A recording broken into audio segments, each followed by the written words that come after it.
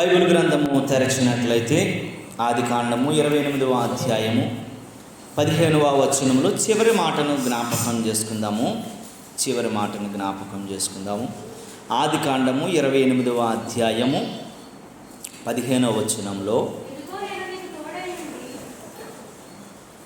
ఇదిగో నేను నీకు తోడై ఉండి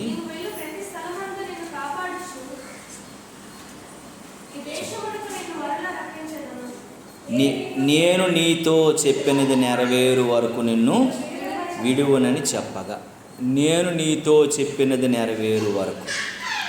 దేవుని నామానికి మహిమ కలుగునుగా. దేవుడు మనతో చేసినటువంటి వాగ్దానమును, మనకిచ్చినటువంటి మాటను ప్రభు సన్నిధిలో మనం చాలా విషయాలు పెడతాం కదా. మన సమస్యలు కావచ్చుగాక, మన పరిస్థితులు కావచ్చుగాక, మన ఆరోగ్యం కావచ్చుగాక, మన ఆర్థిక విషయాలు కావచ్చుగాక, ఏదైనప్పటికీ దేవుని సన్నిధిలో నువ్వు మొర్రపెట్టినప్పుడు దేవుడు అంటున్నాడు, యాకోబు కూడా తన పాప జీవితంలో, తన శాప జీవితంలో, తన అపరాధ జీవితంలో దేవునికి దూరస్తుడైపోయాడు పూర్తిగాను. యాకోబు బ్రతుకు ఎంత భయంకరమైందంటే, లోకం మీద తప్ప దేవుని మీద ఆశ లేని పరిస్థితిలోకి వెళ్ళిపోయాడు. అలాంటి పరిస్థితుల్లో యాకోబు మళ్ళీ దేవుని సముఖానికి వచ్చి, దేవుని సన్నిధికి వచ్చి, దేవుని బిడ్డగా దేవుని సముఖంలో దేవునితో గడుపుతున్న పరిస్థితుల్లో యాకోబుకు దేవుడిచ్చినటువంటి మాట ఏంటంటే, నేను నీతో చెప్పినది నెరవేరు వరకు. మనతో దేవుడు కొన్ని వాగ్దానాలు చేస్తాడు. వాగ్దానము చేసినటువంటి వాడు నమ్మదగిన వాడు. ఆయన చేసిన వాగ్దానము మనం చాలాసార్లు అనుకుంటాం, దేవుడు ప్రార్థన పెట్టాం, దేవుని సముఖంలో మనం పెట్టినటువంటిది ఏ ప్రార్థన విన్నపం కూడా దేవుడు ఇంకా సమాధానం ఇవ్వలేదు, అంగీకరించలేదు, దేవుడు దానికి సమాధానం జవాబుదారిగా లేడేంటి అని మనం చాలాసార్లు మనలో మనం ఏం చేస్తూ ఉంటాము, నొచ్చుకుంటూ ఉంటాము, మళ్ళీ ప్రార్థన చేస్తూ ఉంటాము, ప్రభువా కనికరించు. ఏదైనా కావచ్చుగాక, మన ఆర్థిక ఇబ్బందులు ప్రభు దగ్గర పెట్టవచ్చు, మన ఆరోగ్య విషయమే ప్రభు దగ్గర పెట్టవచ్చు, మన పిల్లల విషయమే ప్రభు దగ్గర పెట్టవచ్చు, మన కుటుంబ విషయమే ప్రభు దగ్గర పెట్టవచ్చు, లేకపోతే మన చదువుకునే విధానము, మన యొక్క సెటిల్మెంట్ విషయమే ప్రార్థన ప్రభు దగ్గర పెట్టవచ్చు, వివాహ విషయమై ప్రభు దగ్గర పెట్టవచ్చు, ఏదైనా కావచ్చుగాక. ప్రభు దగ్గర పెట్టినప్పుడు దానికి సమాధానం రానంతకాలం మనల్ని ఏమనిపిస్తుంది అంటే, ప్రభువా ఈ విషయమై నీ పాదాల దగ్గర పెట్టాను, నీ తప్ప మాకు ఎవరున్నారయ్యా. ఓ పాట ఉంటుంది కదా, ఆకాశమందు నీవు తప్ప నాకెవరున్నారు నా ప్రభు. ఆయన తప్ప మనకెవరు లేరు. మనం ఎవరితో కొన్ని విషయాలు చెప్పుకోలేము. కొన్ని విషయాలు ఎవరితోనే చెప్పినా సరే వాళ్ళు ఏంటంటే మనల్ని అపహాస్యం చేస్తారు. కనుక మనం దేవునితో మాత్రమే చెప్పుకోదగ్గ విషయాలు చాలా ఉంటాయి. దేవునికి మనకి మధ్యలో నలిగిపోతున్న సమస్యలు చాలా ఉంటాయి. మన కష్టాలని, మన బాధల్ని, మన ఇరుకుల్ని, మన ఇబ్బందుల్ని తీసుకెళ్ళి ఆయన సముఖంలో పెట్టి, నీవు తప్ప నాకు ఇంకొక దిక్కు లేదు ప్రభువా అని ప్రభువు దగ్గర పెట్టుకొని, వాటిని బట్టి ప్రభు ఆ చేసిన కార్యాలను బట్టి ఆనందించగలిగిన దినం కొరకు వెయిట్ చేస్తూ ఉంటాం మనం. అలాంటి పరిస్థితుల్లో యాకోబు కూడాను తన మామ ఇంట నుండి, తన మామ దగ్గర ఉండి ఎన్నో రకాలుగా తన మామ ఇంటిలో అనేక రకాల ఇబ్బందులు అనుభవించి 20 సంవత్సరాలకు పైగా అనుభవించినటువంటి ఇబ్బందులను బట్టి తన మామ ఎలాగైపోయాడంటే చాలా కష్టకాలంలోకి వెళ్ళిపోయాడు. ఈయన ఎలాంటిదంట, పశువులు పేడెత్తుకునే పరిస్థితికి వెళ్ళిపోయాడు. యాకోబు అంటే ఒక రకంగా చెప్పాలనంటే దేవుని చిత్తంలో ఉండేవాడు. ఏశావు నడుము పట్టుకొని బయటకు వచ్చినాడు. ఏశావు కంటే గొప్పగా అయిపోతాడని అందరూ అనుకుంటే, కానీ తన జీవితంలో ఎలాగైపోయాడనంటే ప్రార్థనే ఎరుగలేనటువంటి వాడయ్యాడు. ప్రార్థనతో దేవునితో సంబంధం లేదు, సహవాసం లేదు, దేవుని చిత్తంలో లేడు, దేవునికి వ్యతిరేకస్తుడు అయిపోయాడు, దేవుని యొక్క కృప నోచుకోలేని వాడుగా మారిపోయాడు. అలాంటి వ్యక్తితో దేవుడు మాట్లాడుతూ ఏమంటున్నాడండి, చదవండి ఆ మాట. అంటాడు, నేను నీతో చెప్పినది నెరవేరు వరకు నిన్ను విడువను అని అంటాడు. మనతో కూడా దేవుడు చాలా వాగ్దానాలు చేస్తాడు. దేవుని చిత్తంలో నువ్వు ఉంటే, దేవుని బిడ్డగా నువ్వు జీవిస్తే, దేవుని ప్రభావం నీ మీద ఏలుబడి చేస్తే, దేవునికి దగ్గరలో నువ్వు బ్రతికినట్లయితే, దేవుని వాక్యం చెప్తా ఉంది, దేవుని మాటలు బోధిస్తున్నటువంటి సంగతులు ఏంటంటే, దేవుడు నీతో ఏది చెప్పినా అది నెరవేరు వరకును కూడా దేవుడు ఏం చేయడటండి, నిన్ను విడిచిపెట్టడు. నీ జీవితంలో ఏది నీకు చేసినా, నీకు ఉద్యోగం ఇస్తానన్నాడా, లేదు నీకు PhD పట్టా ఇస్తానన్నాడా, లేదు నీకు మంచి వ్యక్తితో వివాహం చేయాలనుకుంటున్నాడా, లేకపోతే నీకు మంచి ఆరోగ్యాన్ని దేవుడు ఇవ్వాలనుకుంటున్నాడా, లేకపోతే నీకున్నటువంటి ఆర్థిక ఇబ్బందులని, నీ అప్పులన్నింటినీ తొలగించాలని అనుకుంటున్నాడా, నీకు క్షేమకరమైన సంతోషకరమైన జీవితం ఇవ్వాలనుకుంటున్నాడా, నువ్వు కట్టబోతున్న ఇల్లు నువ్వు కట్టలేక ఆపేసిన పరిస్థితులు కట్టాలనుకుంటున్నాడా, ఏ వాగ్దానం చేసినటువంటి దేవుడు ఏ పరిస్థితుల్లోనైనప్పటికీ కూడా అది జరిగించడానికి నమ్మదగినటువంటి దేవుడు అంటున్నాడు, నేను నీతో చెప్పిన మాట నెరవేర్చే వరకు నేను విడిచిపెట్టను. అది ఏదైనా కావచ్చు గాక. మనము కొన్నిసార్లు వెయిట్ చేయాలి, కొన్నిసార్లు ఆగాలి, కొన్నిసార్లు ఎదురు చూడాలి, కొన్నిసార్లు దేవుని సముఖంలో మళ్ళీ మళ్ళీ జ్ఞాపకం చేస్తుండాలి దేవునికి.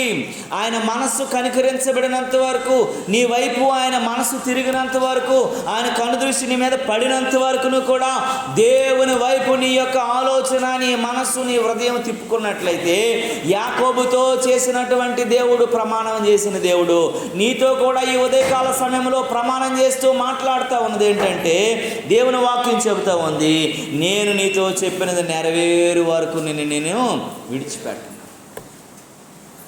అది ఏదైనా కావచ్చు గాక. అందుకే దేవుని వాక్యం చాలా విషయాలు మాట్లాడుతూ ఉంది, దేవుని వాక్యం చాలా విషయాలు చెబుతూ ఉంది. యెషయా గ్రంథం 43వ అధ్యాయంలో 2వ వచనం అంటాడు, అది ఎలాంటి పరిస్థితుల్లోనూ ఉన్నప్పటికీ, ఎలాంటి కష్టతరమైనటువంటి స్థితిలోనూ ఉన్నప్పటికీ, ఎలాంటి ఎదుర్కోలేనటువంటి పరిస్థితుల్లోనూ ఉన్నప్పటికీ కూడా అది జరిగించినంత వరకు దేవుడు నిన్ను విడిచిపెట్టడంట. దేవుని నామానికి మహిమ కలుగునుగాక. నీవు జలములలో బడి దాటినప్పుడు నేను నీకు తోడయుందును, నదులలో బడి వెళ్ళినప్పుడు అవి నీ మీదకి పొర్లి పారవు, నీవు అగ్ని మధ్యలో నడిచినప్పుడు అవి కాలిపోవు, జ్వాలలు నిన్ను కాల్చవు. దేవునికి స్తోత్రము కలుగునుగాక. ఇవన్నీ ప్రమాదకరమైనటువంటివే. ఇందులో ఒక్కటి కూడా ఏది కూడా మనకు మేలు చేసేది లేదు. అన్నీ ప్రమాదకరమైనటువంటి పరిస్థితుల్లో, అంటే అలాంటి స్థితిలో నువ్వు ఉన్నప్పటికీ, నువ్వు జలముల్లో వెళ్తున్నావా? మొన్న వరదలు విజయవాడలో వచ్చినప్పుడు 35 మందో 36 మందో చనిపోయారు. అందులో 17 మంది ఆహారం నీళ్ళు అందక చనిపోయారు. వారు భయంకరమైనటువంటి ఆకలితో, కడుపు మంటతో, భయంతో చనిపోయారు. 3 మందులు అందక చనిపోయారు. నువ్వు అలాంటి జలములలో ఉన్నప్పుడు, నడుస్తున్నప్పుడు, అలాంటి కష్టాలలో నడుస్తున్నప్పుడు, ముందుకు ఎదలేనటువంటి పరిస్థితుల్లో ఉన్నప్పుడు దేవుని వాక్యం చెబుతా ఉంది, నేను నీతో ప్రమాణం చేశాను, నీతో చెప్పిన మాట నెరవేర్చినంత వరకును కూడా నేను నిన్ను విడిచిపెట్టను అని చెప్తా ఉంది. నీకు నేను తోడై ఉంటాను. నువ్వు నదుల్లో వెళ్ళినప్పుడు అవి నీ మీద పారి పొర్లి నీ మీద నుంచి వెళ్ళిపోతున్న పరిస్థితులు వచ్చినప్పుడు, ఇంకా జీవనం కొనసాగించడానికి, ఇంకా నీ మీదకి ఇంకా ముందుకు వెళ్ళడానికి అవకాశం లేని పరిస్థితి వచ్చినప్పుడు, రక్షించబడడానికి అవకాశమే లేని పరిస్థితి అయినప్పుడు కూడా దేవుడు నిన్ను విడిచిపెట్టడం అని దేవుని వాక్యం చెప్తూ ఉంది. అగ్ని మధ్యలో నడిచినప్పుడు నువ్వు కాలిపోవంట, ఆ జ్వాలలు నిన్ను కాల్చు. ఎన్నో అగ్ని లాంటి శ్రమలు అనుకుంటాయి, ఒక థ్రెట్లా అనిపిస్తూ ఉంటుంది. నెక్స్ట్ ఏంటి, ఎలా తప్పించుకోవాలి, ఎలాంటి పరిస్థితుల్లో నీకు వెళ్ళిపోయినట్టు, ఇలాంటి కష్టాల్లోకి వెళ్ళిపోయినామని నిద్ర రాదు, మనశ్శాంతి ఉండదు, అన్నం తినాలనిపించదు, ఎన్నో రకాలైనటువంటి ఇబ్బందుల్లోకి మనం వెళ్ళిపోతున్న పరిస్థితుల్లో, సావే శరణ్యం, ఇంకా చచ్చిపోతే మంచిదనే పరిస్థితిలోకి వెళ్ళిపోతున్నప్పుడు, ఒక పక్క నా భార్య, నా పిల్లలు, ఒక పక్క నా భర్త, నా బిడ్డలు ఏమైపోతారో, నా కుటుంబం ఏమైపోద్ది అన్నటువంటి భయోందోళనలో ఏం చేయాలో అర్థం కాని పరిస్థితుల్లో దేవుడు నీకు వాగ్దానం చేస్తున్న మాట ఏంటో తెలుసా? నీతో నేను చెప్పిన మాట నెరవేర్చే వరకు కూడా నిన్ను విడిచిపెట్టినాడు. నువ్వు ఎలాంటి కష్టాల్లో ఉండొచ్చు కాక, ఎలాంటి బాధల్లో ఉండొచ్చు కాక, ఎలాంటి నిట్టూర్పుల్లో ఉండొచ్చు కాక, ఎలాంటి ఇబ్బందుల్లో ఉండొచ్చు కాక, ఇక దాని నుండి ఎవడు తప్పించలేడన్నటువంటి పరిస్థితుల్లోకి వెళ్ళిపోవచ్చు కాక, అలాంటి పరిస్థితుల్లో కూడా నిన్ను తప్పించడానికి ఆయన సమర్థుడు అని దేవుని వాక్యం చెప్తా ఉంది. నిన్ను తప్పించడానికి ఆయన సమర్థుడు. నిన్ను తప్పించడానికి ఆయన సమర్థుడు. మోషే ఒక్కడే ప్రియులరా, 40 లక్షల మంది జనాలు, మోషే ఒక్కడే. ఎలా ఆహారం పెట్టాలి, ఎలా నీళ్ళు ఇవ్వాలి, ఎలా వాళ్ళ ఆరోగ్యాలు చూసుకోవాలి, ఎలా చిన్నపిల్లలతో ఉన్న వారికి ఎలా ఎండ నుండి ఆపాలి, కాలు కాలిపోకుండా మంటలు రాకుండా ఎలాగ వారిని చేయాలి, ఏ పరిస్థితుల్లో వారిని ఆదుకోవాలి, వారి కష్టాన్ని తీర్చాలని గుండెలు భారంతో నిండిపోయినటువంటి పరిస్థితిలోకి మోషే బాధపడుతూ ప్రార్థన చేస్తూ దేవుని సముఖానికి వెళ్తూ అనుక్షణము దేవుని వైపే తన కన్నులు చూస్తూ ఉన్నాయి. సమయోచితమైనటువంటి సహాయాన్ని, ఏ సమయంలో ఏది అవసరమో, ఏ అవసరత వారికి తీర్చాలో, ఏ కష్టం వారికి వచ్చింది వారి నుంచి తప్పించాలో, ఏ ఇరుకు నుండి వారిని ఇబ్బంది నుంచి చేయాలో అనేది దేవుడు అనుకూలమైన పరిస్థితుల్లో దేవుడు వారికి సహాయాన్ని అందిస్తూ వచ్చేవాడు. దేవుని నామానికి మహిమ కలుగును గాక. 4 లక్షల మందిని నడిపించగలిగిన దేవుడు, క్షేమకరంగా పాలుతేనులు ప్రవహించే దేశంలో ఉంచగలిగిన దేవుడు, దేవుని కృప వారి మీద విస్తారంగా కుమ్మరించగలిగిన దేవుడు నీ కుటుంబం పైన నీ మీద విడిచిపెడతాడని నువ్వు ఎలా అనుకుంటావు? నిన్ను వదిలేస్తాడని నువ్వు ఎలా అనుకుంటావు? నిన్ను దూరం చేసుకుంటాడని ఎలా అనుకుంటావు? నీకు దేవుడు దూరస్తుడైపోతాడని ఎలా అనుకుంటావు? నీతో చెప్పినది నెరవేరు వరకు నిన్ను విడిచిపెట్టేస్తాడని నువ్వు ఎలా అనుకుంటావు? ప్రియ దేవుని బిడ్డ, ఈ ఉదయకాల సమయంలో నిన్ను విడువడు, ఎడబాయడు. నువ్వు జలములోకి వెళ్ళినా, అగ్నిలోకి వెళ్ళినా, అగ్ని లాంటి కష్టాలు నీ ముందు ఉన్నప్పటికీ కూడా నీకు సహాయం చేయగలిగిన దేవుడు నమ్మకస్తుడని జ్ఞాపకం చేసుకోగలగాలి. దేవుని నామమునకు మహిమ కలుగును గాక. హల్లెలూయా. ప్రియ దేవుని బిడ్డ, నువ్వు ఎలాంటి పరిస్థితులు ఉన్నప్పటికీ, ఏ స్థితిలో ఉన్నప్పటికీ నిన్ను విడువడంట, నిన్ను ఎడబాయుడంట. దేవుని వాక్యం చెబుతా ఉంది. రాజుల గ్రంథంలో, మొదటి గ్రంథంలో దేవుని వాక్యం ఎలా మాట్లాడుతున్నాడు, దేవుడు ఎలా తెలియజేస్తూ ఉన్నాడు, ఇలా చెబుతూ ఉన్నాడు. 8వ అధ్యాయం 57వ వచనం ఇలాగ అంటాడు, చూడండి. కాబట్టి మన దేవుడైన యెహోవా మనలను వదలకును విడువకును మన పితరులకు తోడుగా ఉన్నట్లుగా మనకును తోడుగా ఉన్నాడంట. మన దేవుడైన యెహోవా ఎలాంటివాడంటే మనకి వదలకను విడువకను మన పితరులైనటువంటి వాడికి ఎలాగైతే తోడుగా ఉన్నాడో, వారి కష్టకాలంలో, వారి బాధల్లో, వారి అనారోగ్యాల్లో, వారికి వచ్చిన తెగులుల్లో, వారికి వచ్చిన మరి ఆర్థిక ఇబ్బందులలో, వారికి వచ్చినటువంటి శత్రువ సంబంధమైనటువంటి కష్టాలలో దేవుడు ఎలాగైతే వారికి విడువక ఎడబాయిక ఉన్నాడో, ఇక్కడ అంటాడు మన పితరుల తోడుగా ఉన్నట్లుగా మనకును కూడా ఎలా ఉంటాడటండి, ఆయన తోడుగా ఉంటాడు. నువ్వు భయపడిపోకూడదు, నువ్వు దిగులు పడిపోకూడదు, నువ్వు అధైర్యపడిపోకూడదు. ప్రియ దేవుని బిడ్డ, ఈ ఉదయకాల సమయంలో దేవుడు మాట్లాడుతున్న మాట ఏంటంటే, నీకు మన పితరులతో దేవుడు తోడుగున్నవాడు నీతో కూడా తోడుగా ఉన్నాడు. షడ్రకు మేషకు అబేద్నెగోలతో అగ్నిగా తోడుగా ఉన్నట్టు అగ్నిలో తోడుగా ఉన్నవాడు ఈరోజు నీతో కూడా తోడుగా ఉండడానికి సమర్థుడని జ్ఞాపకం చేసుకోగలగాలి. దానియేలుతో సింహాల బోనులో తోడుగా ఉన్నవాడు ఈరోజు నీతో కూడా తోడుగా ఉన్నాడని జ్ఞాపకం చేసుకోగలగాల. నోవాహుతో జలప్రలయంలో తోడుగా ఉన్నవాడు ఈరోజు నీతో కూడా తోడుగా ఉన్నాడని జ్ఞాపకం చేసుకోగలగాల. లోతుతో అగ్ని వర్షంలో తోడుగా ఉన్నవాడు ఈరోజు నీతో కూడా తోడుగా ఉన్నాడని జ్ఞాపకం చేసుకోగలగాల. ఇజ్రాయేలుతో ఎర్ర సముద్రంలో తోడుగా ఉన్నవాడు ఈరోజు నీతో కూడా తోడుగా ఉన్నాడని జ్ఞాపకం చేసుకోగలగాల. నువ్వు ఏ రకమైనటువంటి అధైర్యపడవలసిన అవసరం లేదని దేవుని వాక్యం చెప్తుంది. కాబట్టి మన దేవుడని యెహోవా మనలను వదలకను విడువకను మన పితరులకు తోడుగా ఉన్నట్లు మనకు కూడా తోడుగా ఉన్నాడు. ఎందుకంటే ఆయన చెప్పినది నెరవేరు వరకును కూడా నిన్ను నన్ను విడిచిపెట్టడంట. ఆయన నీతో ఏ ప్రమాణం చేశాడో ఒకసారి గుర్తు చేసుకో. దేవుడు నీ కష్టాల నుండి విడిపిస్తానన్నాడా? నీకు ఆరోగ్యాన్ని ఇస్తానన్నాడా? నీకు సంతానాన్ని ఇస్తానన్నాడా? నీ గృహాన్ని నిర్మిస్తానని దేవుడు వాగ్దానం చేశాడా? నీ పిల్లల భవిష్యత్తును కడతానని దేవుడు వాగ్దానం చేశాడా? నీకు ఆర్థిక ఇబ్బందులన్నిటి నుండి తప్పిస్తాను, నీ ప్రతి అప్పును తీర్చేస్తానని దేవుడు వాగ్దానం చేశాడా? ఏదైనా కావచ్చుగాక, గాక నీతో చెప్పినది నెరవేరు వరకు ఆయన విడిచిపెట్టడంట. పూర్వీకులకు చెప్పినట్లుగా నెరవేర్చిన దేవుడు ఈరోజు నీతో చెప్పినటువంటి దేవుడు నిన్ను కూడా నెరవేర్చే వరకు నిన్ను విడిచిపెట్టడానికి జ్ఞాపకం చేసుకోగలగాలి. దేవుని నామానికి మహిమ కలుగును గాక. నువ్వు ఏ సమస్యల్లో ఉన్నా, ఏ స్థితిలో ఉన్నా, ఏ పరిస్థితిలో ఉన్నా, ఎలాంటి ఇబ్బందుల్లో ఉన్నా, నా వాగ్దానం చేసినటువంటి దేవుడు నమ్మకమైన వాడని గుర్తు చేసుకోగలగాలి. దేవుని నామానికి మహిమ కలుగును గాక. చాలా విషయాలండి దేవుడు మాట్లాడుతున్నాడు. చాలా విషయాలు మనతో బోధిస్తున్నాడు. చాలా విషయాలు మనకు తెలియజేస్తూ ఉన్నాడు. భక్తుడైనటువంటి యోహాను కూడా ఒక మాట అంటాడు. యోహాను పత్రిక తెరిస్తే, యోహాను పత్రిక మనకు తెలిసినట్లయితే యోహాను పత్రికలు అంటాడు, 10వ అధ్యాయం చూడండి పిల్లరా. 10వ అధ్యాయం 28, 29 వచనాలలో యోహాను సువార్తలో చాలా చక్కగా ఆయన చెప్పుకొచ్చిన ఒక మాట,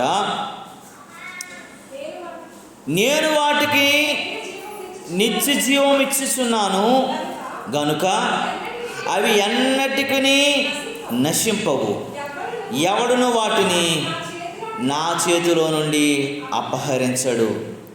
వాటిని నాకిచ్చిన నా తండ్రి అందరికంటే గొప్పవాడు గనుక నా తండ్రి చేతి నుండి ఎవడునూ వాటిని అపహరించడు. ఈ మాట చాలా జాగ్రత్తగా మనం ఆలోచించాలా, గమనించాలా.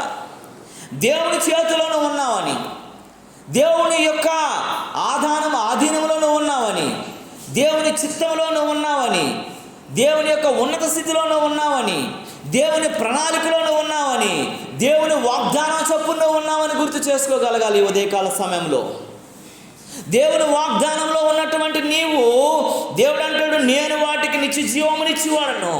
దేని నుండి నిన్ను ఎవడు కూడా నిన్ను హతమార్చాలనుకున్నా, నిన్ను త్రోసేయాలనుకున్నా, నిన్ను నాశనం చేయాలనుకున్నా, దేవుడు అంటే ఏమిచ్చేవాడటండి? నిత్య జీవాన్ని ఇచ్చేవాడు. నిత్య జీవాన్ని ఇచ్చేవాడు కనుక అవి ఎన్నటికీ నశింపవు. నిన్ను ఎవడైనా నశింపజేయాలనుకున్నా నువ్వు నశించిపోవంట.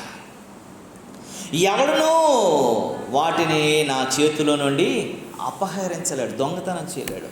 మనం దేవుని చేతిలో చెక్కబడగలిగిన అనుభవంలోకి వస్తట, దేవుని చేతిలో నువ్వు ఉండగలుగుతాంట, దేవుని చేయి పట్టుకొని నువ్వు నడవగలుగుతాంట, దేవుడు నిన్ను ఎన్నటన్నట్టుగా ఎవడు కూడా అన్నట ఆయన చేతిలో నుండి నిన్ను తీసుకుని వెళ్ళలేడు, అపహరించలేడు, దొంగతనం చేయలేడు. కారణం ఏంటో తెలుసా?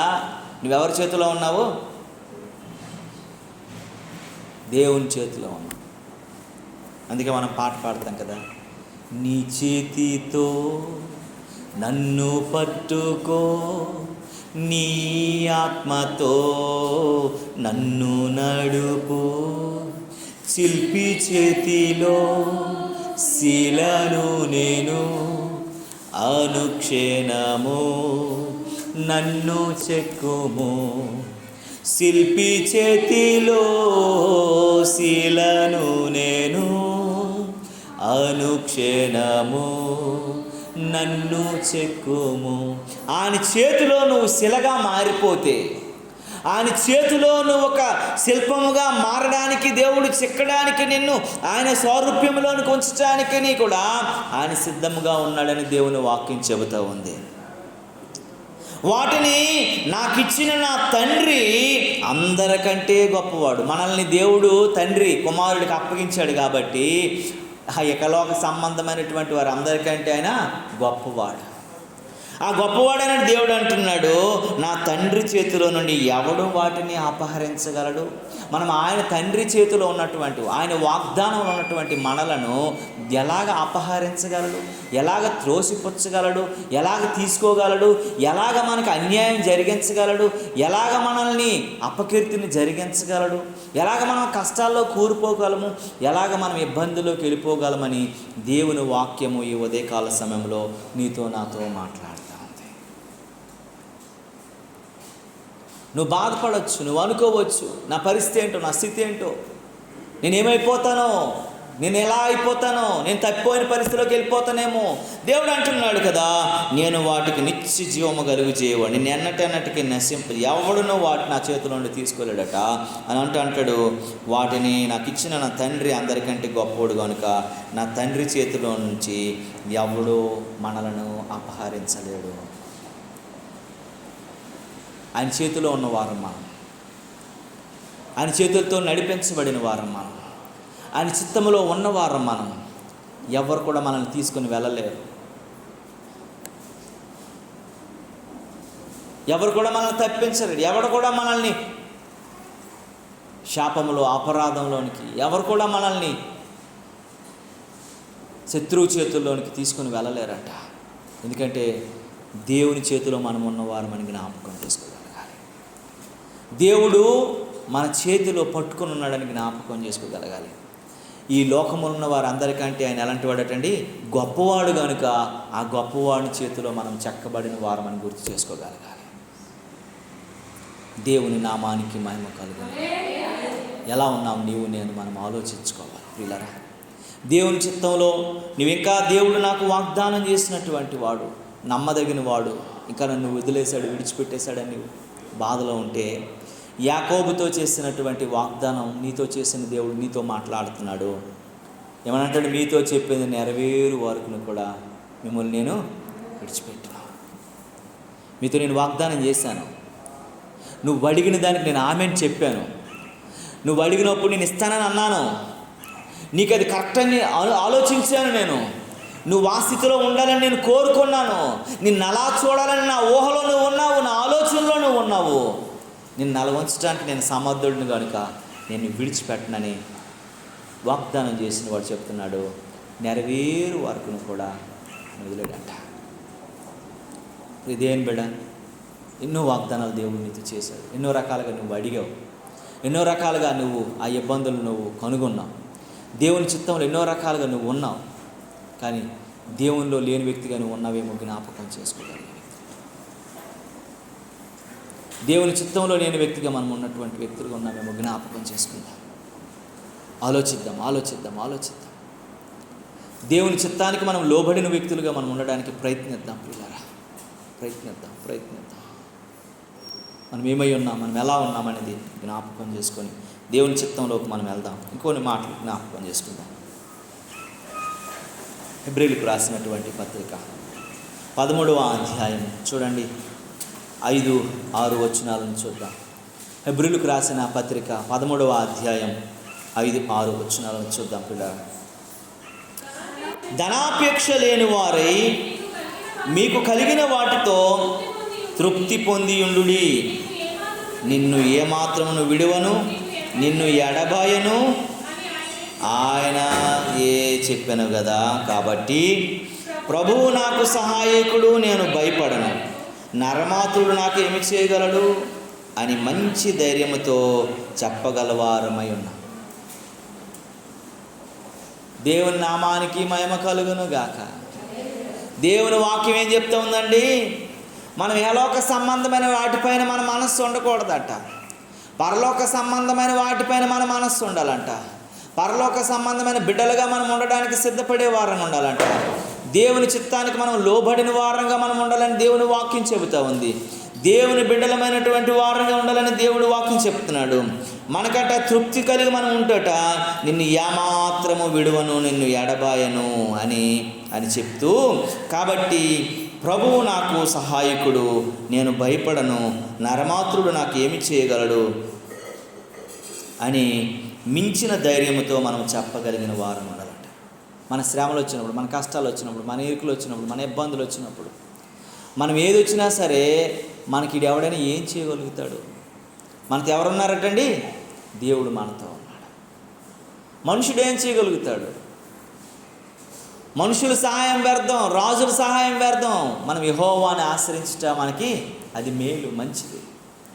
అందుకంటాడు నరమాత్రుడు నేను భయపడను, నాకు సహాయకుడు నా ప్రభువే నాకు సహాయకుడు, నేను భయపడను, నరమాత్రుడు నాకేమి చేయగలడు అని మంచి ధైర్యం కలిగిన వారంగా మనం ఉండగలిగే వారంగా ఉండాలంట. మంచి ధైర్యంతో మనం నింపబడేవారు. మనం చాలాసార్లు అధైర్యపడిపోతూ ఉంటాం. చిన్న చిన్న విషయాలకు రాగానే గుండ్లు బాదుకుంటాం. చిన్న చిన్న కష్టం రాగానే ఎలాగెళ్ళిపోతామండి? అవిశ్వాసంలోకి వెళ్ళిపోతాం. చిన్న కష్టాలు రాగానే అనేక రకాలైన బాధల్లోకి వెళ్ళిపోతాం. చిన్న చిన్న ఇబ్బందులు కలగగానే దుఃఖంతో నిండిపోయిన వారం అయిపోతాం. చిన్న మరి సమస్యలు రాగానే అయ్యో నా పరిస్థితి ఏంటో, నాకు అధోగతి ఏంటో నాకు అర్థం కావట్లేదని ఆలోచిస్తాం. కానీ దేవుని వాక్యం చెప్తూ ఉంది ప్రభువే మనకు సహాయకుడు అంట. మనం భయపడకూడదంట. నరమాత్రుడు మనకి ఏం చేయగలడు? ఈ లోకంలో ఉన్నవారు మనకి ఏం చేయగలరు? అని మంచి ధైర్యంతో మనం చెప్పగలిగిన వారంగా ఉండాలి.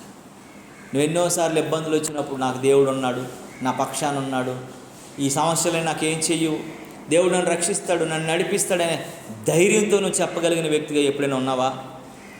అలాంటప్పుడు కూడా అయ్యో నా పరిస్థితి ఏంటో, నా స్థితి ఏంటో, నేనేమైపోతానో, ఎలా అయిపోతానో,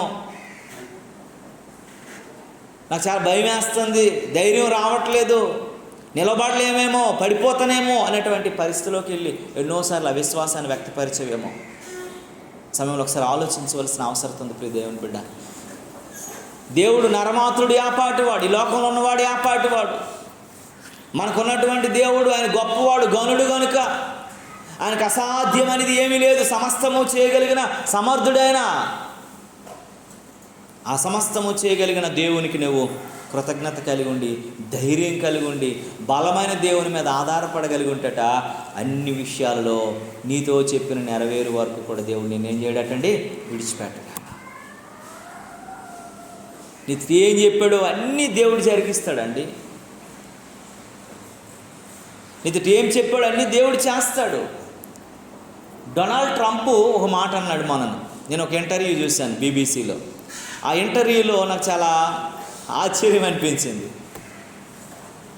ఏమనంటే,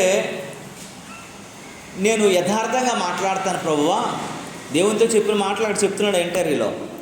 నేను ఎవరికి నచ్చను, నేను యథార్థంగా ఏదైనా అనుకుంటే నేను అనేస్తాను. నేను ఎవరికి నచ్చను కాబట్టి నా వెనకాల ఎవడో ఉండడానికి ఇష్టపడ్డు. ప్రజలందరినీ నీవే మమేకపరచు ప్రభు అని ప్రార్థన చేసాడంట. 1 మంత్ ప్రార్థన చేసిన తర్వాత అమెరికాలో ఉన్న ధనవంతుడిని ఎవరిని ఆహ్వానించకుండానే ఆ ధనవంతులందరూ వచ్చి మేము ఉన్నాం ట్రంప్ అని వెనకాల నిలవబడ్డారంట. అప్పుడు అనమాట ఆయన దేవునికి ఎలా కృతజ్ఞత చెల్లించాలో అర్థం కాక ఒక 2 రోజులు ఆయన రూమ్లోకి వెళ్ళిపోయి బయటికి రాలేదంట. భార్యతో చెప్పాడంట. ఎందుకంటే పెద్ద వయసు కదండి, ఒక 2 రోజులు బయటికి రాకపోయినప్పుడు ఎవరైనా ఏమనుకుంటారు. ఆ 2 రోజులు దేవునితో గడిపి ఆ మాటలు చెప్తున్నాడు. ఆయన చెప్పే మాట ఏంటో తెలుసా? దేవుడు అన్నాడట, నేను అమెరికా దేశానికి ఏదైనా మంచిగా ఉపయోగపడతాను అనుకుంటే, ప్రపంచ దేశాలకు ఏదైనా మంచిగా ఉపయోగపడతాను అనుకుంటే నన్ను అధ్యక్షుడిగా చేయి. నేను అలా ఉపయోగపడలేనటువంటి అసమర్థుడినైతే నన్ను అసలు అధ్యక్షుడిగా ఎన్నుకోకు అని దేవుడితో మాట్లాడాడంట. దేవుడు అంటే అతనికి వాగ్దానం చేసేటట్టు ఏంటంటే తెలుసా, నేను అమెరికా దేశానికి నేను అధ్యక్షుడిని చేస్తానని. అందుకే ట్రంప్ ఎక్కడ ప్రసంగం చేసినా సరే నిరాశ నిస్పృహ లేదు, ధైర్యంగా ప్రసంగం చేసి ఆమె ఫ్యూచర్ ప్రెసిడెంట్ ఆఫ్ అమెరికా అని చెప్పాడు. ఆయన ఎందుకు చెప్పాడు? ఆయనకి దేవుడు చెప్పిన మాట మీద అంత ధైర్యం ఉంది, దేవుడిచ్చిన మాట మీద అంత నమ్మకం ఉంది, దేవుడిచ్చిన మాట మీద అంత విధేయత ఉంది. కాబట్టి దేవుడు చేసినటువంటి వాగ్దానాన్ని నమ్మదగిన వాడు కనుక దేవుడు చేస్తాడైనటువంటి విశ్వాసాన్ని వ్యక్తపరిచాడు. ట్రంప్ అధ్యక్షుడయ్యాడు. ఏ ప్రాంతాలైతే ట్రంప్కు వ్యతిరేకం ఉన్నాయో ఆ ప్రాంతాల్లోనే ట్రంప్ గెలిచాడు. కారణం ఏంటో తెలుసా? దేవుడు మీద ఆధారపడితే నువ్వెంత గొప్పవాడివైనా, దేవుడు నిన్ను ఎంత అసమర్థుడివైనా దేవుడు నిన్ను ఉంచేస్తాడు గొప్పగా. యుద్ధాలన్నీ ఆగిపోయి చూసారా, అందరితో మాట్లాడేది చూసారా. రష్యా మధ్యలో ఉక్రెయిన్ మధ్యలో జరుగుతున్నటువంటి యుద్ధాలు, ఆ మంటలు ఎంత భయంకరంగా ఉండేవో. ఇప్పుడు ఇజ్రాయెల్ హమాస్ జరుగుతున్నటువంటి యుద్ధాలతో కూడా మాట్లాడుతున్న సంభాషణ. దేశం ప్రశాంతంగా ఉండాలని శాంతియుతంగా ఉండాలని, సమన్వయమైనటువంటి పరిస్థితులు ఉండాలనేటువంటి ఆశన్నోడిని దేవుడు ఎప్పుడు నిలవబెడతాడు. ఈరోజు నిన్ను నన్ను కూడాను దేవుడు వాగ్దానం చేస్తే నిన్ను వదిలేడండి. నమ్మదగిన దేవుడు కనుక ఆయన మాట్లాడుతున్న మాటల్లో అని అంటాడు, నువ్వు కానీ ఇహలోక సంబంధమైన వాటిపై నువ్వు మనసు పెట్టుకోకుండా ఉంటే పరలోక సంబంధమైనవన్నీ నీకు అనుగ్రహిస్తాను. నువ్వు ప్రభు సహాయకుడని నువ్వు భయపడను, నరమాతులు నేను ఏం చేయగలడని నువ్వు అధైర్యపడకుండా ఉండి మంచి ధైర్యంతో నువ్వు చెప్పగలిగినటువంటి, సాక్ష్యం ఇవ్వగలిగినటువంటి వ్యక్తిగా నువ్వు ఉంటట దేవుడు అన్నీ చేసుకొస్తాడు. నా దేవుడు నన్ను ఉంచాడు, నన్ను ఉన్నతమైన ఉద్యోగం ఇస్తాడు, ఉన్నతమైన స్థితిలో ఉంచుతాడు, ఉన్నతమైనటువంటి స్థితిగతుల్లో నడిపిస్తాడు, ఉన్నతమైన ఇల్లు కట్టుకునేటట్లు ఉంచుతాడు, ఉన్నతమైన పెళ్ళి, ఉన్నతమైన భర్త, ఉన్నతమైన భార్యను దేవుడు ఇస్తాడని ఆలోచన లేకుంటే, దేవుని మీద ఆ నమ్మకం కలిగి ఉంటే దేవుడే నీకు ఆ ముందుకు తీసుకొచ్చేస్తాడు. దేవునికి స్తోత్రం కలుగును గాక. రూతమ్మ దేవుడు నాకు మేలు చేస్తాడని ఆలోచన ఉంది కాబట్టి సుసోను కోటలో పెట్టాడు దేవుడు తీసుకెళ్ళి. లేకపోతే రూతు బతుకేంటి, రూతు స్థితి ఏంటండి? పూటకు అన్నం లేని మనిషిని తీసుకొచ్చేసి 127 ఆస్థానాలకు రాణిని చేసి పడేశాడు. కారణం ఏంటో తెలుసా? నువ్వు దేవుని ప్రణాళికలో, దేవుని చిత్తంలో, దేవుని చేతిలో ఉండగలిగిన వ్యక్తిగా ఉంటే అన్నీ దేవుడు సమానమైపరిచేస్తాడు. దేవుని నామానికి మహిమ కలుగును.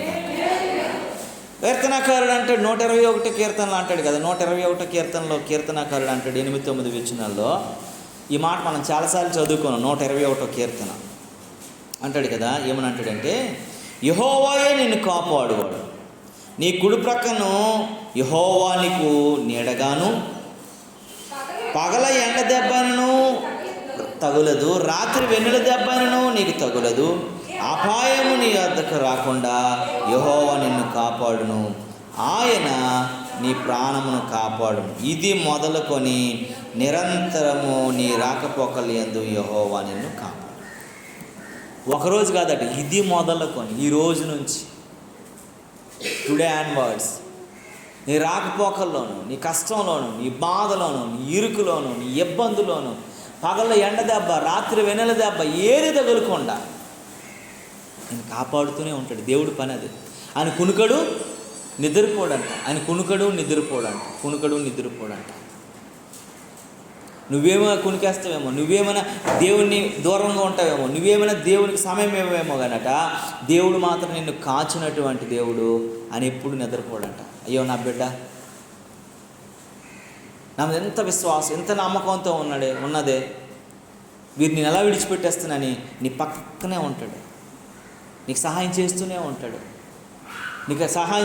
ఉంటాడు, నిన్ను విడివినటువంటి దేవుడిగా ఉంటాడంట. అందుకే అంటాడు, అపాయం నీ వద్దకు రాకుండా యెహోవా నిన్ను కాపాడు. ఏ అపాయం నీకు రానివ్వడు, ఎలాంటి బాధ నీ దగ్గర రానివ్వడు, ఎలాంటి దుఃఖం నీ దగ్గర రానివ్వడు, ఎలాంటి అనారోగ్యం నీ దగ్గర రానివ్వడు. ఆయన చిత్తంలో నువ్వు ఉండాలని ఆయన కోరుకుంటాడు, ఎప్పుడు ఆయనతో ఉండాలని ఆయన కోరుకుంటాడు, ఆయనకు నమ్మకమైన వ్యక్తిగా ఉండాలని కోరుకుంటాడు. అందుకే దేవుని చిత్తంలో నువ్వు ఎంత ఉంటావో దేవుడు నిన్ను అంతగా ప్రేమిస్తాడు, అంతగా దేవుడు దీవిస్తాడు. దేవుని నామానికి మహిమ కలుగును గాక. కనుక దేవుడి మాటలు మనం చాలా జాగ్రత్తగా ఆలోచించాలా, గమనించాలా. ఎందుకనంటే ఇర్మియా భక్తుడు కూడా చాలా విషయాలు మాట్లాడుకొచ్చాడు. ఇర్మియా మనకు ఎంతో ధైర్యం ఇచ్చే మాటలు మాట్లాడతాడు. మొదటి అధ్యాయంలోనే, ఇర్మియా గ్రంథం మొదటి అధ్యాయంలో 19 వచనంలో ఒకడు అంటాడు ఒక మాట, వారు నీతో యుద్ధము చేతురు కానీ నిన్ను విడిపించుటకు నేను నీకు తోడై ఉన్నందున వారు నీ పైన విజయము పొందజాలరు, ఇది యెహోవా మాట. సాతానుగాడు కావచ్చుగాక, శత్రువులు కావచ్చుగాక, శ్రమలు కావచ్చుగాక, అనారోగ్యాలు కావచ్చుగాక, ఆర్థిక ఇబ్బందులు కావచ్చుగాక, కలిమి కావచ్చుగాక, లేమి కావచ్చుగాక, వస్త్రహీనత కావచ్చుగాక, ఏదైనా మన మీద దాడి చేయాలనుకున్నప్పుడు ఆ దాడిలో మన మీద చెయ్యొచ్చు, శ్రమలు మన మీదకి వస్తాయి, కష్టాలు మన మీదకి రావచ్చు కానట విజయం మాత్రం అవి పొందలేవంట. ఈ మాట ఏమనుంది అక్కడ చూస్తే, వారు నీతో యుద్ధము చేతురు కానీ నిన్ను విడిపించుటకు నేను నీకు తోడై ఉన్నాను కాబట్టి వారు నీ పైన ఏం చేయలేరటండి, విజయం సాధించలేరు. ఏ శ్రమైనా కావచ్చుగాక, మనకు దేవుడు తోడై ఉన్నాడు కాబట్టి మన మీదకి వస్తాయి, దాడి జరుగుతుంది, మన మీదకు దాని ప్రభావం ఉంటుంది. కానీ దేవుడు మనకు తోడుగా ఉన్నాడు కాబట్టి ఎప్పుడు ఆ శ్రమ కానీ, శోధన కానీ, ఇబ్బంది కానీ, ఆర్థికం కానీ, ఆరోగ్యం కానీ ఏదైనా కావచ్చుగాక విజయం మాత్రం మనదే. దేవునికి స్తోత్రము కలుగునుగాక. మనం పాడతాం, విజయ గీతము మనసార నేను పాడేదా, నా విజయముకై ప్రాణత్యాగము చేసావు నీవు, పునరుద్ధానుడ నీవే, నారాధనా నీకే, నాలాపన. కనుక దేవుని వాక్యం చెప్తూ ఉంది, దేవుడు మాట్లాడుతున్నాడు. దేవుని యొక్క సంగతులు బోధిస్తున్నటువంటి మాటలంటే తెలుసా, వారు నీతో యుద్ధము చేతురుగా నిన్ను విడిపించుటకు నేను నీకు తోడై ఉన్నందున వారు నీ పైన విజయము పొందజాలరు అని దేవుడు చెప్తున్నాడు. ఇది యెహోవా వాక్కు. ఎన్నో శ్రమలు, ఎన్నో కష్టాలు మనకు వస్తాయి, దాడి చేస్తూ ఉంటాయి. ఆ దాడిలో మనం బలహీనులు అయిపోతాం, అవిశ్వాసంలోకి వెళ్ళిపోతూ ఉంటాం, చాలాసార్లు హృదయం నొచ్చుకునే పరిస్థితికి వెళ్ళిపోతూ ఉంటాం, గుండు బద్దలైపోయే పరిస్థితికి వెళ్ళిపోతూ ఉంటాం. కానంట విజయం మాత్రం వాళ్ళ కోసం ఎప్పుడు దేవుడు చేయడు. విజయము మన కోసమే దేవుడు వదిలేస్తాడు. దేవుని నామానికి మహిమ కలుగునగా.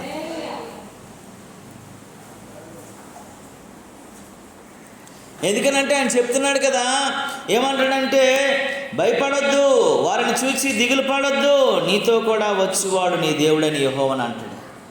ఎవరినో చూసి, ఏ కష్టాన్నో చూసి, ఏ బాధనో చూసి, ఏ ఇబ్బందినో చూసి మనం భయపడిపోకూడదంట.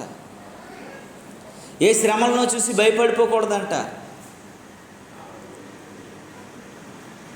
ఒక ఆయన ఉన్నాడు, ఆయన ఒక ఆర్థిక ఇబ్బంది బట్టి ఆయన సూసైడ్ చేసుకోవాలనుకున్నాడు. పాయిజన్ తీసుకొచ్చేసి ఆ పాయిజన్ తాగేసి చచ్చిపోదామన్నటువంటి ఆలోచనలో ఉన్నాడు. అక్కడికి వెళ్ళిన తర్వాత బీచ్లో పత్రికలు పంచుతారు కదా అప్పుడప్పుడు. ఆ రాత్రి మీటింగ్ ఉందని చెప్పేసి ఆ పత్రిక ప్యాంప్లెట్స్ ఇస్తారు కదా, అక్కడ మీటింగ్స్ ఉన్నాయి, ఇక్కడ మీటింగ్స్ ఉన్నాయి. ఆ ప్యాంప్లెట్ అందుకున్నాడంట. ఆ ప్యాంప్లెట్ అందుకున్న తర్వాత ఆ యొక్క మీటింగ్కి వచ్చాడు. ఆ మీటింగ్లో ఎవరో తెలుసా, యేసన్న గారు వాక్యం చెప్తున్నారట. మన విశాఖపట్నం బీచ్లో యేసన్న గారు వాక్యం చెప్తూ ఉన్నారు. యేసన్న గారు అన్నారట, రే నువ్వెవడో చచ్చిపోవాలనుకుంటున్నావు, నీ చేతిలో ఆ మందు పెట్టుకున్నావు, తాగి బీచ్లో పడిపోవాలనుకుంటున్నావు, కానీ దేవుడు కొన్ని నెలల క్రితమే ఈ యొక్క ప్రాంతంలో నిన్ను చూపిస్తానని దేవుడు నాకు చూపించాడు.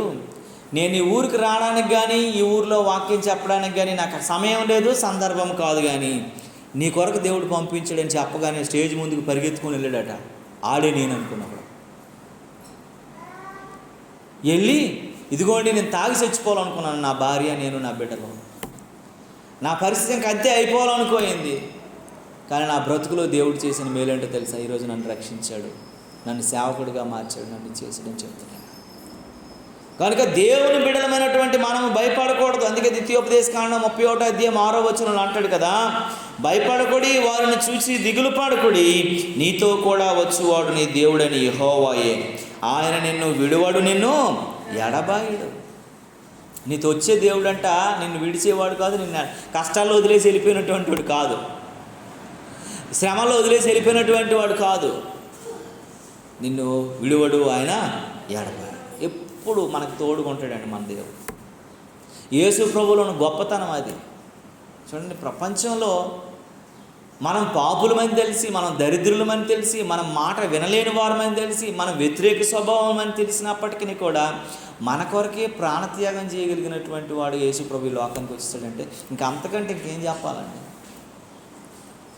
మనం ఎలాంటి వాళ్ళమైనా సరే మనల్ని విడివక, మనల్ని వదిలేక, మనం అసలు అన్ఫిట్ అయినప్పటికీ కూడాను అయినా క్షమించేశాడంటే గల కారణం ఏంటో తెలుసా, దేవుడు నిన్ను ఎంత ప్రేమిస్తున్నాడని జ్ఞాపకం చేసుకోగలగాల.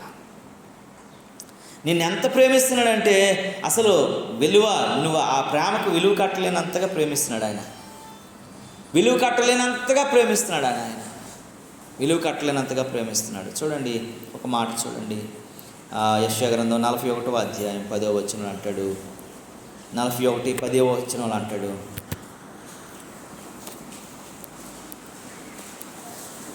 మరొక 5-10 నిమిషాల్లో నేను ముగిస్తాను. మరొక చూడండి, 2 మాటలు చెప్పు. నీవు నా దాసుడు అనియు నేను ఉపేక్షింపక ఏర్పరచుకుంటునని నేను నీతో చెప్పుచున్నాను. నీ తోడై ఉన్నాను, భయపడకము, నీ దేవుడై ఉన్నాను, దిగులు పడకము, నిన్ను బలపరుతును, నీకు సహాయం చేయవాడును నేనే, నీతియు నా దక్షిణ హస్తము నిన్ను ఆదుకొను. దేవుడి మాటలు చెప్తూ ఉంది. చూడండి, నీవు నా దాసుడు అని నేను నిన్ను ఉపేక్షింపక, నిన్ను పక్కకు తోసేలేదు రా అబ్బాయి, నేను పక్కన పెట్టలేదు, నిన్ను అసలు దూరంగా ఉంచలేదు. నిన్ను ఎలా ఉంచానంటే ఏర్పరచుకున్నాను నేను, నీతో నేను చెప్పినది నీకు తోడై ఉన్నాను, నువ్వు భయపడొద్దు, నీ దేవుడైనటువంటి దేవుడు నీతో ఉన్నాను, నువ్వు దిగులు పడొద్దు. నిన్ను ఏ బలహీనతలో ఉన్నావో, ఏ పరిస్థితుల్లో ఉన్నావో నిన్ను బలపరుస్తాను, నీకు సహాయం చేస్తాను. నా దక్షిణ హస్తము నిన్ను ఏ కష్టంలో అయినా సరే ఏం చేస్తుంది, ఆదుకుంటుంది అని చెప్తున్నాను. నీకు ఎలాంటి కష్టం వచ్చినా నా హస్తము, నేను సహాయం చేయకుండానట్లు నా చేతులు ఏం కాలేదటండి, కొరచు కాలేదు. నీ ప్రార్థన నేను వినకుండా నా చెవులు మందం కాలేదు, నువ్వు చేసిన ప్రతి మొర విన్నాను, నేను సహాయం చేయడానికి నేను ఉన్నానని అంటున్నాడు. ఆయన చేయడానికి సమర్థుడు కనుక ఆయన చేయను ఉద్దేశించి ఉన్నాడని దేవుని వాక్యం చెప్తా ఉంది. ఇప్పుడు దేవుని బిడ్డ నిన్ను వదిలేలేదంట, నువ్వు బలవంతో నీకు సహాయం చేయడానికి ఆయన దక్షిణహస్తం నిన్ను ఆదుకోవడానికి దగ్గరగా ఉన్నప్పుడు ఇంకా నువ్వు ఎలా ఉన్నావు అనేది జ్ఞాపకం చేసుకోగలగాలి. నీవు బ్రతుకు దినములన్నిటిని కూడా ఏ మనుషుడు నీ ఎదుట నిలవలేడని దేవుని వాగ్దానం చేస్తాడు. మనం యెహోషువ గ్రంథంలో చూస్తే నీవు బ్రతుకు దినములన్నీ కూడా ఏం చేస్తాడు, ఏ మనుషుడు నేను నిలవలేకుండాట, నేను మోషేకు తోడున్నట్లుగా మనకు కూడా తోడై ఉన్నాను అంటాడు. మన బ్రతుకు దినాలన్నీ కూడానంట ఏ మనుషుడు మన ఎదుట నిలవలేడు. నువ్వు దేవుని పక్షాన ఉంటే దేవుడు నేను హెచ్చించుకెళ్ళిపోతూ ఉంటాడు.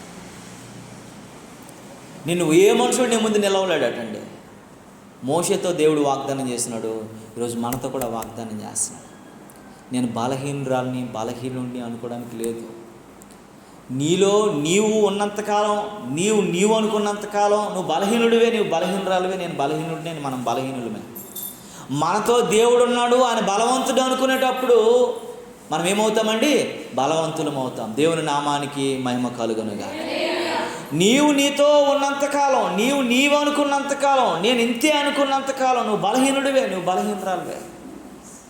నా దేవుడు బలవంతుడైన దేవుడు నాతో ఉన్నాడు, నాకు బలాన్ని ఇస్తాడు, నాకు శక్తిని ఇస్తాడు, నాకు సామర్థ్యాన్ని ఇస్తాడు. ఆయన బలం నన్ను విడిచిపెట్టదని అనుకున్నంత కాలం కూడా నువ్వు బలం ఉంటుంది, విజయం ఉంటుంది, అపజయము నువ్వు చూడవని దేవుని వాక్యం హెచ్చరిస్తూ ఉంది. దేవుని నామానికి మహిమ కలుగునుగాక.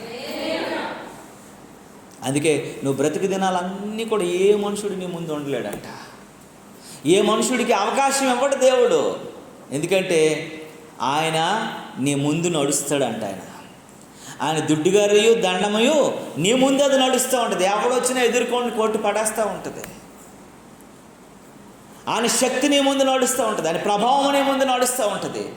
నువ్వు అది లోయలలో నడిచినా, నువ్వు ఎడారిలో నడిచినా, నువ్వు అగ్నిజ్వాలలలో ఉన్నా, నువ్వు సింహాల బోనైనా ఎక్కడైనా అది ముందెళ్తూ ఆర్పజాలు చేస్తూ ఉంటుంది, ఆర్పేస్తూ ఉంటుంది.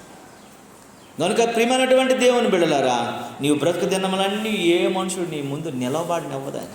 ఎందుకంటే నిన్ను ముట్టినవాడు నా కనుగుట్టును ముట్టిన వాడితో సమానం. నిన్ను ఎవడైనా ముడితే చాలు, నువ్వు దేవుని ఆధీనంలో ఉన్నావంటే నిన్ను ఎవడైనా ముడితే చాలు, ఆయన కంట్లో చేపెట్టినంత కోపం వచ్చేది దానికి. ఆయనకి మంట వచ్చేస్తుంది, ఆయనకి బాధ వస్తుంది, ఆయనకి ఆవేదన కలిగిపోతుంది. వెంటనే దేవుడు ఆయన చేయవలసినన్ని చేసేస్తాడు. దేవునికి స్తోత్రము కలుగును.